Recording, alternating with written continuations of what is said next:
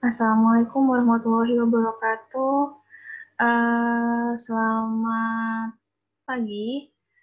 Di sini saya akan menyampaikan ada sedikit tambahan informasi terkait kontrak perkuliahan mata kuliah teknologi bahan penyegar. Jadi kemarin kan kita saya sudah sampaikan bahwa kontrak perkuliahan untuk mata kuliah ini dan materi-materi yang akan dipelajari pada mata kuliah ini seperti itu. Nah, sekarang ada tambahan informasi menarik yang kalian harus simak. Nah, di sini setelah saya berbincang dengan Bu Zulfa, untuk tugas akhir itu kami tidak memberikan untuk mahasiswa. Jadi kita tidak memberikan tugas akhir kepada mahasiswa, tapi sebagai gantinya kami menawarkan suatu penawaran menarik. Jadi kami bersepakat, saya dan Bu Zulfa bersepakat ketika mahasiswa yang mengambil mata kuliah teknologi bahan penyegar dan mampu mempublikasikan satu judul artikel ilmiah di jurnal, maka otomatis dia akan mendapatkan nilai A. Seperti itu. Nah, bagaimana caranya? Nah, di sini yang pertama, mahasiswa berhasil mempublikasikan satu judul artikel pada jurnal tertentu maksimal sebelum UAS atau minimal mahasiswa tersebut mendapatkan Letter of Acceptance atau LOE.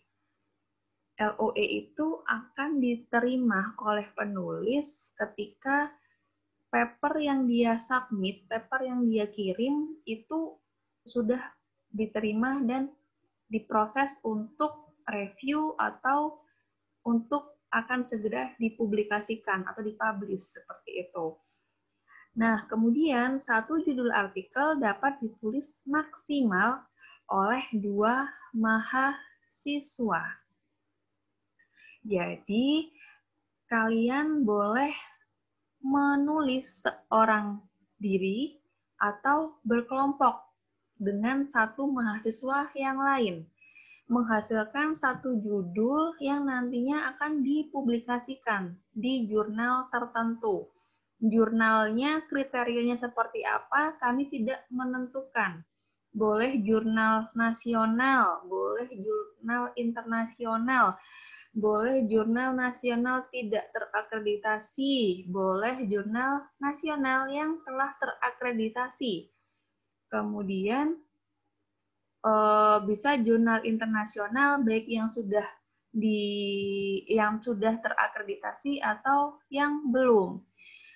Seperti itu ya.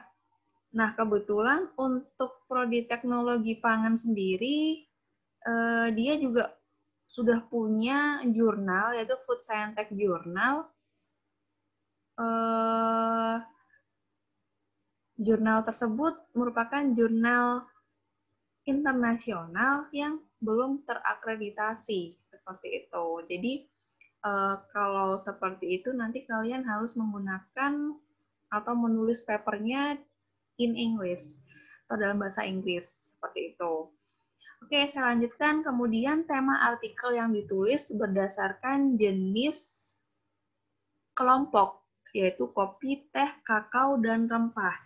Nah, di pertemuan sebelumnya kan saya sudah menyampaikan untuk membagi kelompok menjadi 4 kelompok gitu ya, yaitu kelompok kopi, kelompok teh, kakao, dan rempah.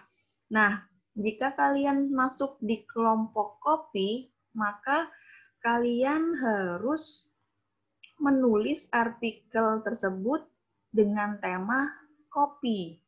Bisa itu pengolahan kopi, kemudian bisa pemasaran kopinya, atau mungkin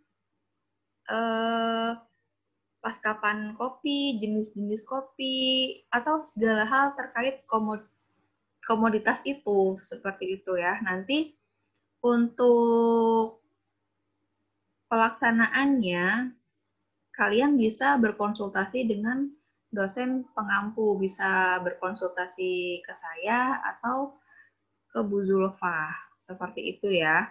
Jadi tawaran kami, ketika kalian bisa mempublikasikan satu judul artikel sebelum UAS dilaksanakan, maka otomatis nilai kalian akan mendapatkan nilai A.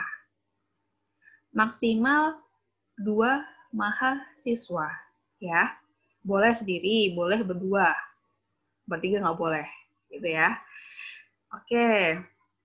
Kemudian di jurnal apa aja sih kalian bisa mengirimkan tulisan kalian? Nah, di sini ada Jurnal Teknologi Pangan Ontirta, jurnal prodi kita sendiri. Yaitu bisa kalian lihat itu alamatnya, kemudian setelah kalian masuk, halaman pertama yang kalian lihat adalah seperti yang ada pada layar. Nah, jadi seperti ini. Tahapan kalian untuk submit itu bermacam-macam. Ada beberapa tahap. Yang pertama, kalian harus memilih, menentukan target jurnal mana yang akan kalian tuju, yang akan kalian pilih.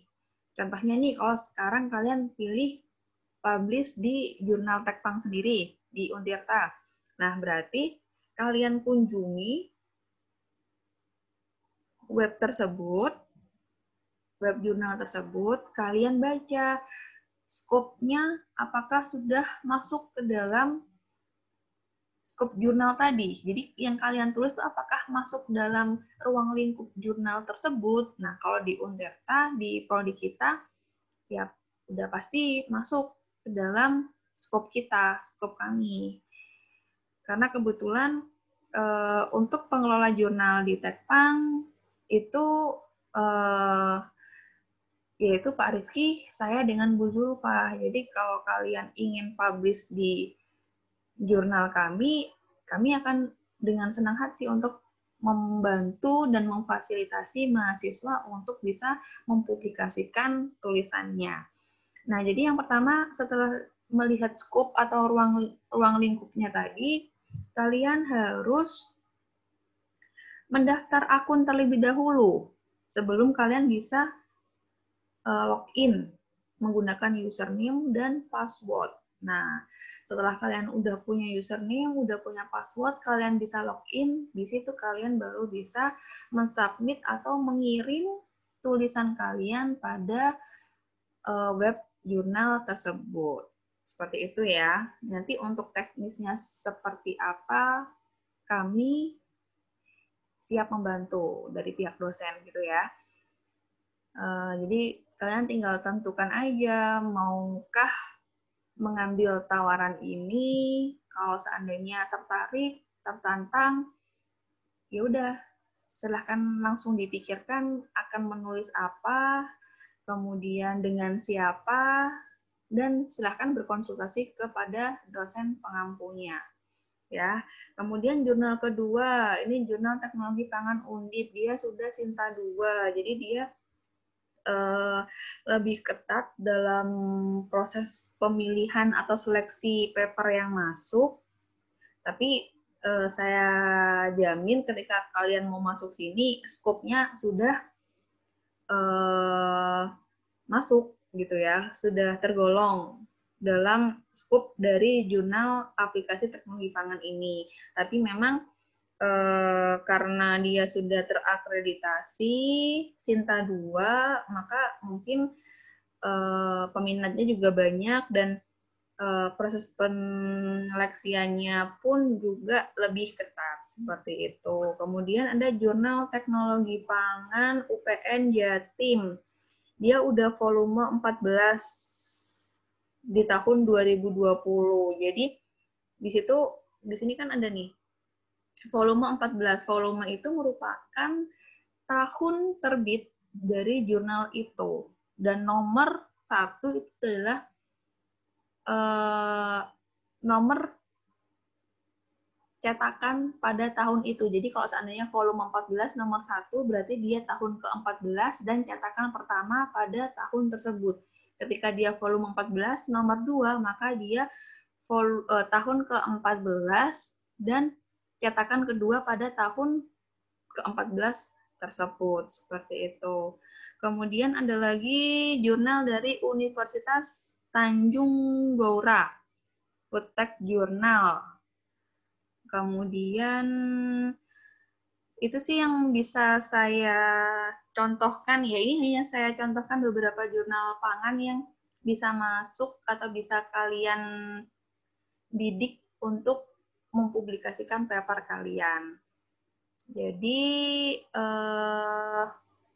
semoga tawaran kami bisa memotivasi kalian karena untuk akreditasi tidak hanya dari pihak dosen yang harus dan wajib mempublikasikan tulisannya, tapi mahasiswa juga dituntut untuk bisa mempublikasikan tulisannya, baik itu dalam bentuk hasil penelitian atau dalam bentuk review, seperti itu ya.